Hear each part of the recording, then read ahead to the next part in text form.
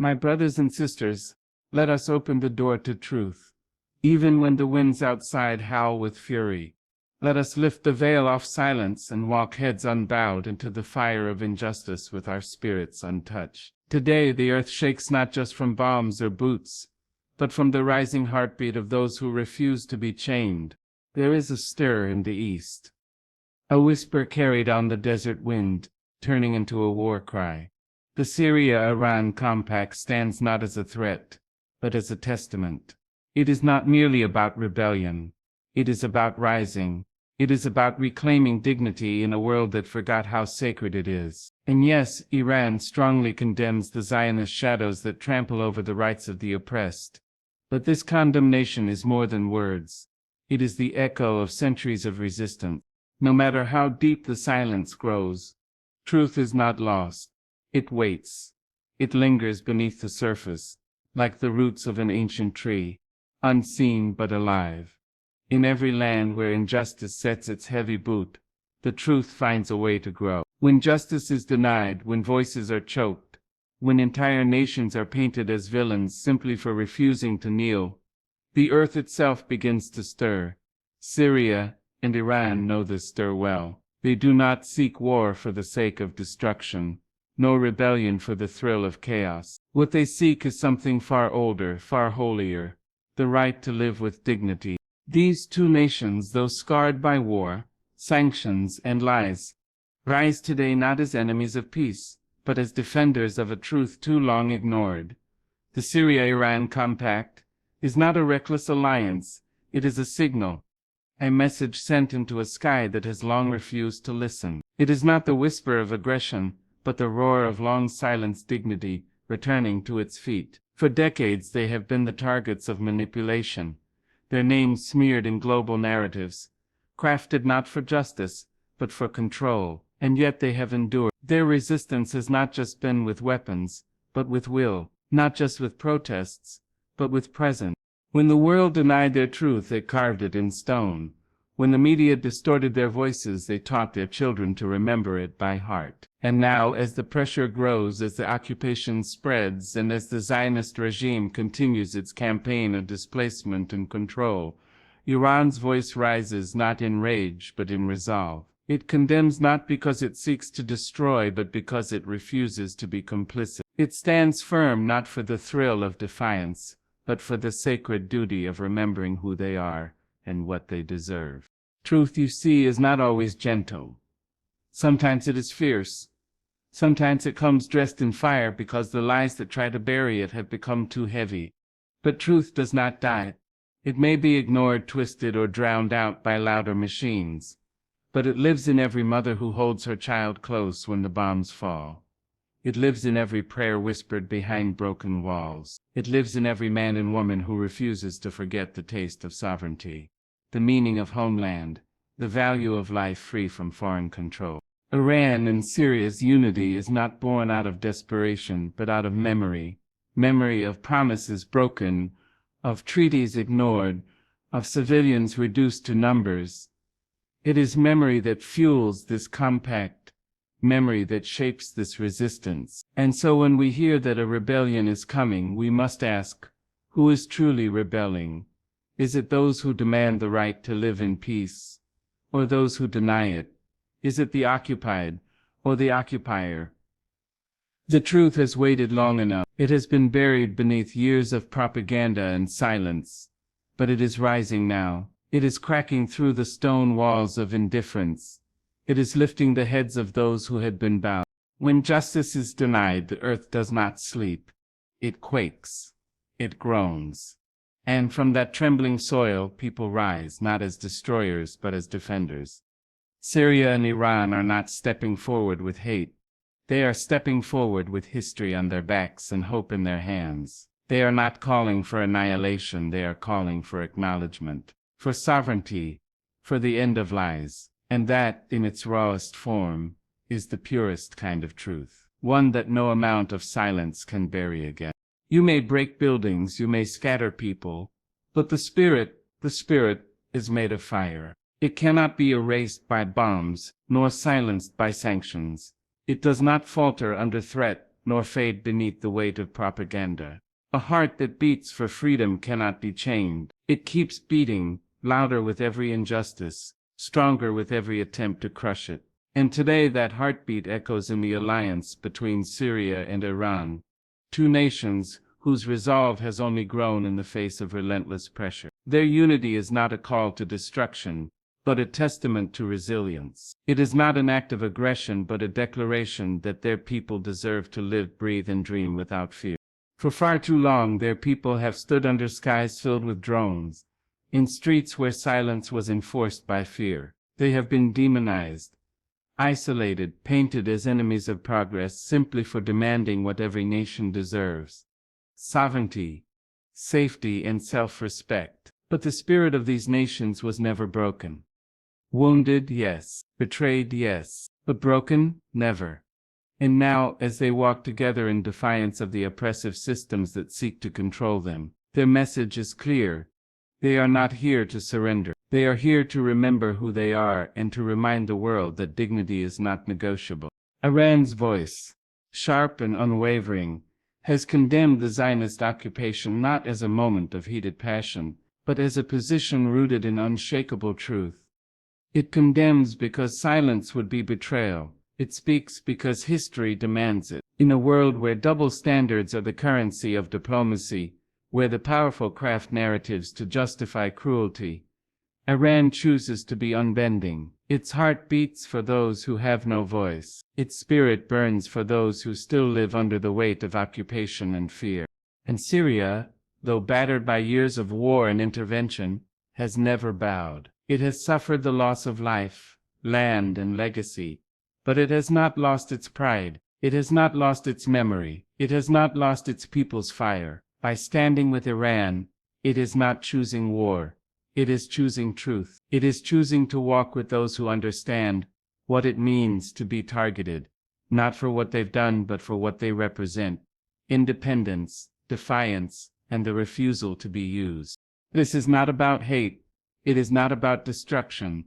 It is about reclaiming a future stolen by decades of manipulation and occupation. It is about saying, once and for all, that no matter how many borders are redrawn, how many stories are twisted, the spirit of a free people will always find its way back to the surface. It will always rise. To say a rebellion is coming misses the point entirely. What is coming is a reawakening, a remembering, a gathering of the scattered, a rising of the unheard. The heartbeat of freedom has never truly stopped in these lands. It was only muffled by noise, distracted by chaos, obscured by lies. But now it beats again, bold and unafraid. You may break buildings, you may scatter people, but a heart that beats for freedom, that is eternal, that cannot be chained. And as long as that heart beats from Damascus to Tehran, it will call others to rise with it. It will call those forgotten by the world, those dismissed and dismissed again, to stand tall, to stand free, to stand whole, and no force on this earth will keep that spirit from finding its voice again. To stand against mighty machines, to defy skies filled with drones and deceit, is not madness. It is clarity. It is the soul waking up to the truth that has been whispered from the lips of the oppressed for generations. When everything around you says be silent, when the world rewards those who bow and punishes those who stand, it takes more than courage. It takes identity, purpose, and unshakable belief to rise. The Syria-IRAN alliance is not an accident.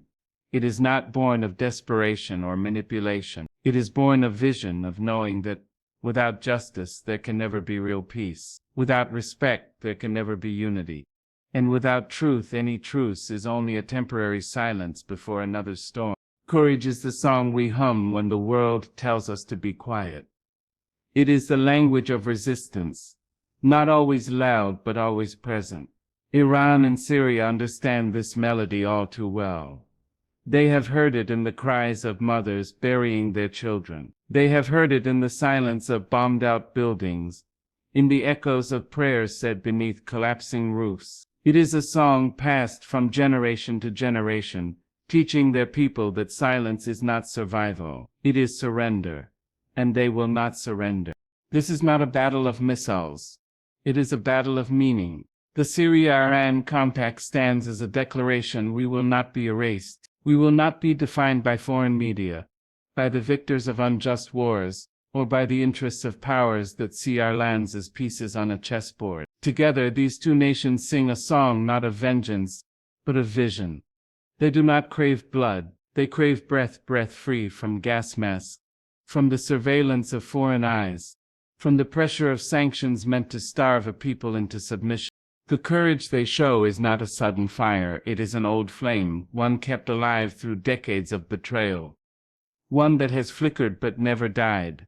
It is the courage of a people who have nothing left to lose but their chains. And it is that kind of courage the world fears most, because that courage cannot be bribed, it cannot be co-opted. It cannot be silenced with threats or bought with promises. It is rooted in pain, watered by memory, and fed by the unyielding hope that one day their children will not inherit rubble but roses. And so when the world asks why do they not bow, the answer is simple: because bowing would mean forgetting. Forgetting the villages wiped away, the voices silenced, the dignity stolen in the name of power. Syria and Iran remember. And memory gives them strength. It gives them clarity. It gives them the reason to sing when silence would be easier. They know that peace without justice is just a prettier form of oppression. That silence in the face of oppression is not neutrality. It is complicity, and they will not be complicit. Let no one mistake their stance for recklessness. It is deliberate. It is patient. It is principled. And yes, it is courageous. Not the kind of courage that makes headlines, but the kind that endures when the cameras leave. The kind that builds hospitals in ruins. The kind that teaches children to read when schools are gone. The kind that holds hands through grief and still believes in mourning. Courage is the song we hum when the world tells us to be quiet. And now Iran and Syria are humming loudly. Their harmony is fierce, it is rising, and it is impossible to ignore. They may not control the media. They may not have the sympathy of the powerful, but they have the truth, they have each other, and they have the will to stand when standing feels like falling. That is the kind of courage that changes the course of history. When the stars go hiding, the people become the light. In the darkest hours when hope seems faint and the world turns away, it is not the generals or the governments that carry the future forward. It is the people. It is the broken-hearted who refuse to hate, the wounded who refuse to retreat, the forgotten who remember each other. Syria and Iran have walked through night after night, where no help came, where no justice arrived, where the world watched in silence or manipulated their pain for profit. And yet, they endured. They endured not because they were spared suffering, but because their people became the stars that the sky tried to dim. This alliance, this shared vision, is not built on politics alone. It is built on memory. It is born of shared wounds, of a mutual understanding that no nation should have to stand alone. When the storms of occupation and foreign intervention ripped through its homes and history, Syria's cities have turned to ash, but from that ash rise voices that refuse to forget the taste of freedom. Iran has been boxed in, misrepresented, and punished for its resistance. But it has never lost its voice. When the stars went hiding, these nations lit their own fire. The Syria-IRAN compact is more than a treaty. It is a lifeline between two battered yet unbroken peoples. It is a statement that they will not be spectators to their own destruction. They will not wait for permission to protect their sovereignty. The world has failed them again and again, failed to stop the bombs, failed to uphold the law, failed to recognize the humanity of their citizens. And so they have turned to each other, not in bitterness but in resolve, in trust, in defiance of the silence that was supposed to break them. They do not rise with hatred in their hearts. They rise with memory in their bones. They rise with a truth that has survived every attempt to bury it. That truth says we are not enemies to peace, but peace that ignores justice is not peace at all. We are not aggressors, but the bruised who finally said no more. We are not here to destroy. We are here because we will not allow ourselves to be destroyed. It is easy to talk of rebels and revolts from a distance, easy to reduce people's pain into policy. But for those who have lived beneath the drone's shadow, For those whose families were wiped out, without trial, without voice, without consequence. It is not theory, it is life, and life demands dignity. The alliance of Syria and Iran is not a move toward chaos. It is a reclaiming of voice, of worth, of the right to live and not merely survive. When the stars go hiding, the people become the light. That is what we are seeing now. Not a flash of rebellion, but a glow that has long been burning underground, beneath years of ruins, behind the headlines, beneath the scars. It is the light of people who were told to bow and chose to stand instead. It is the light of a mother raising her child in a camp, still telling them stories of resistance. It is the light of a soldier who fights not for conquest, but for the chance that one day no one will have to fight at all. So do not call this alliance a threat. Call it a promise. A promise that the darkness will not win. A promise that even if the world forgets their names, they will not forget each other. A promise that no matter how many stars vanish from the sky, the people will become the light, and they will guide each other home. We rise not because we are angry, but because we are alive. Our rising is not a rage-fueled outburst, but a conscious act of remembrance, an affirmation that breath alone is not enough. That to live with purpose, with dignity, with truth is the only way life becomes meaningful. Syria and Iran rise not as a threat to the world, but as a mirror held up to it, revealing the cruelty that has been normalized and the silence that has been sold as peace. They rise not to destroy, but to remind the world that the human spirit, once awakened, will never again accept the chains of quiet suffering. Let it be known that what is happening now is not an eruption of hate, but a reckoning.